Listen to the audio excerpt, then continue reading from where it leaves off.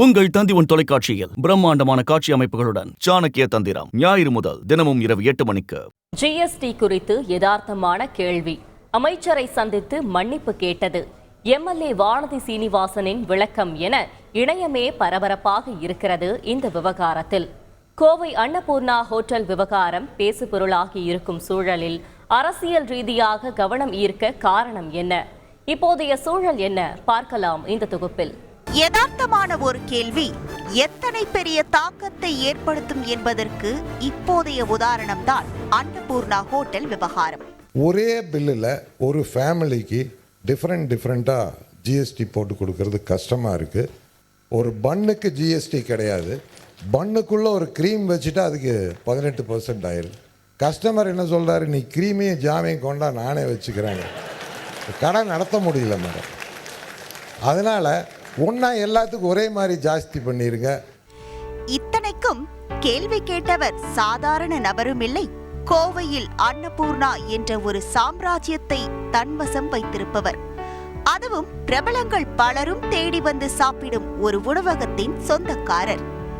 தனித்து தெரியும் சுவைக்காகவும் தரத்திற்கு பெயர் போனது அன்னபூர்ணா ஹோட்டல். 1960களில் கோவையில் உள்ள கெனடி திரையரங்கம் எதிரில் சாதாரண பெயர் வைக்காத பெட்டிக்கடையாக தங்கள் பயணத்தை தொடங்கினர் தாமோதர சுவாமி நாயுடு, ரங்கசாமி நாயுடு, ராமசாமி நாயுடு மற்றும் லக்ஷ்மண் நாயுடு ஆகியோர். மெல்ல மெல்ல பெட்டிக்கடை வளர்ந்து வர கெனடி திரையரங்கிற்கு சென்ட்ரல் திரையரங்குகளில் கேண்டீன் நடத்துவதற்கான கான்ட்ராக்டுகளை வாங்கவே இப்படியாக விரிவடைந்திருக்கிறது. வளர்ச்சியை நோக்கி சென்று கொண்டிருந்த அன்னபூர்ணா சகோதரர்கள் கடையை விரிவுபடுத்த எண்ணி RS புரத்தில் ராயல் காஃபி பார் என்ற பேக்கரியை திறந்தனர். பின்னர் 1968இல் TB சாலையில் ஒரு வாடகை இடத்தில் உணவின் தெய்வமான அன்னபூரணி என்ற பெயரில் தங்களது முதல் உணவகத்தை திறந்தனர். அன்று உணவகத்துறையில் கால் பதித்த அன்னபூர்ணா ஹோட்டல் நிர்வாகம் கோவை முழுவதும் பல்வேறு இடங்களில் கடையை விரிவுபடுத்தி கோவையின் அடையாளமாக மாறியது.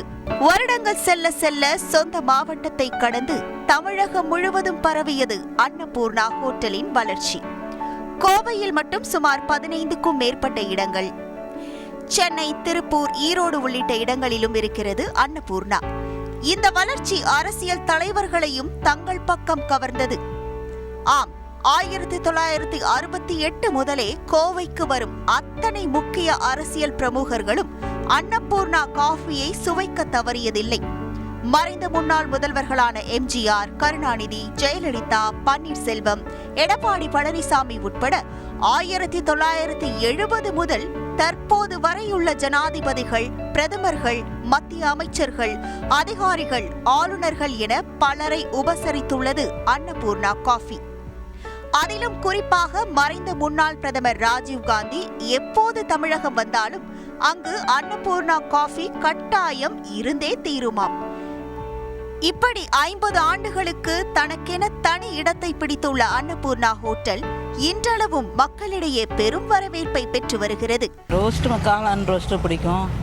இது சில்லி பரோட்டாலாம் ஃபஸ்ட்டு அன்னபூர்ணாவில் தான் சாப்பிட்டோம். டேஸ்ட்டு மெயின் ரீசன் அந்த சாம்பார் அண்டு அந்த சட்னி காம்பினேஷன்ஸு, அப்புறம் சலிக்காமல் கொடுக்குற சர்வீஸ். நீங்கள் 1/2 கேட்டாலும் தருவாங்க, ஃபுல் ரோஸ்ட் கேட்டாலும் தருவாங்க. அது மாதிரி பூரி அண்ட் மசால் வித் தேங்காய் சட்னி காம்பினேஷன். வாடிக்கையாளர்களின் நம்பிக்கையை சம்பாதித்த ஹோட்டலாக விளங்கும் அன்னபூர்ணா ஹோட்டலின் உரிமையாளர் ஸ்ரீனிவாசன் அண்மையில் தொழில்துறையினர் உரையாடலின் போது கோவை வாணியில் கம்ப்யூட்டரே திணறும் வகையில் வரி கணக்கீடு இருப்பதாக மத்திய அமைச்சரிடம் எடுத்து கூறியிருந்தார். ஸ்டேட் வாரிய டாக்ஸ் போடுறது இல்லைங்க மேடம். இந்தியாவுக்கு போற சேர்த்து நீங்க ஏத்தி விட்டாலும் சந்தோஷம்.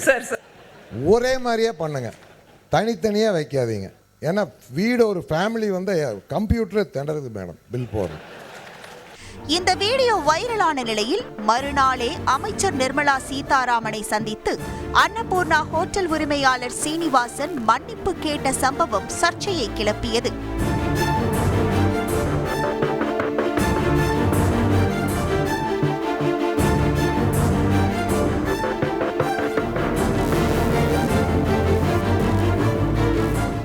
அரசியல் தொடங்கி தேசிய அரசியல் களம் வரை இந்த விவகாரம் சர்ச்சையை கிளப்ப காங்கிரஸ் எம்பி ராகுல் காந்தி இதற்கெதிராக குரல் எழுப்பியிருந்தார்.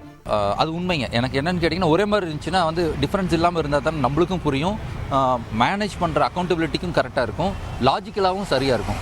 சரிங்களா? ஸோ அது கண்டிப்பாக அவர் சொன்ன பாயிண்ட் வந்து வரவேற்கத்தக்கது. ஈஸியாக எளிய மொழிகளை புரிகிற மாதிரி சொன்னார். ஒரே கிச்சனில் தான் எல்லாமே ரெடி ஆகுது, ஆனால் வெவ்வேறு ஜிஎஸ்டிங்கிறது வந்து கொஞ்சம் கன்சிடர் பண்ண வேண்டிய விஷயம். ஆக்சுவலாங்க அவர் சொன்ன நல்ல விஷயத்தை விட்டுட்டாங்க, இதை மட்டுமே பாயிண்ட் அவுட் பண்ணியிருந்தாங்க. அவர் இன்னொரு விஷயம் நல்ல விஷயம் சொன்னார். கொரோனா டைமில் அரசாங்கம் பண்ண ஒரு நல்ல விஷயத்தையும் சொன்னாங்க. பட் என்னமோ தெரியல, இந்த ஜிஎஸ்டி மட்டும் ஹைலைட் ஆயிருக்கு. பட் ஜிஎஸ்டிக்குள்ளே சொன்ன ஒரு காம்ப்ளிகேட்டான ஒரு விஷயத்தையும் ஹைலைட் பண்ணியிருந்தாலும் ஃபேக்ட் என்னங்கிறதுல ரெண்டு சைடு இருந்து பார்க்கணும். அரசாங்கம் பண்ண நல்ல விஷயத்தை அவர் எடுத்து காமிச்சார். இந்த லாஜிக்கல் மேத்தமேட்டிக்கல் காம்ப்ளிகேஷனை பற்றியும் கரெக்டாக நேரேட் பண்ணியிருந்தார். கண்டிப்பாக அது ஏற்றுக்கொள்ள வேண்டிய விஷயம் தான். அவர் குற்றத்தோடு சாட்டணும்னு சொல்லலை, ஒரு என்ன சொன்னார்னா ஈஸி மெக்கானிசத்துக்காக சொல்லப்பட்ட வரிகள். 50 ஆண்டுகளாக அன்னபூர்ணா என்ற சாம்ராஜ்யத்தை கட்டி காத்து வரும் தொழிலதிபர் தனது கருத்துக்கு மன்னிப்பு கேட்ட விவகாரம் பலரின் அதிருப்திக்கு வழிவகுத்துள்ளது. இதனிடையே அன்னபூர்ணா ஹோட்டலுக்கு ஆதரவாக பலரும் கிளம்பியிருக்கிறார்கள்.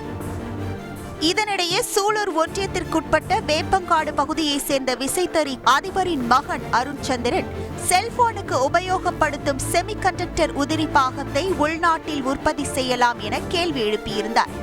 அப்போது நிதியமைச்சர் கோபத்துடன் பதிலளிக்க,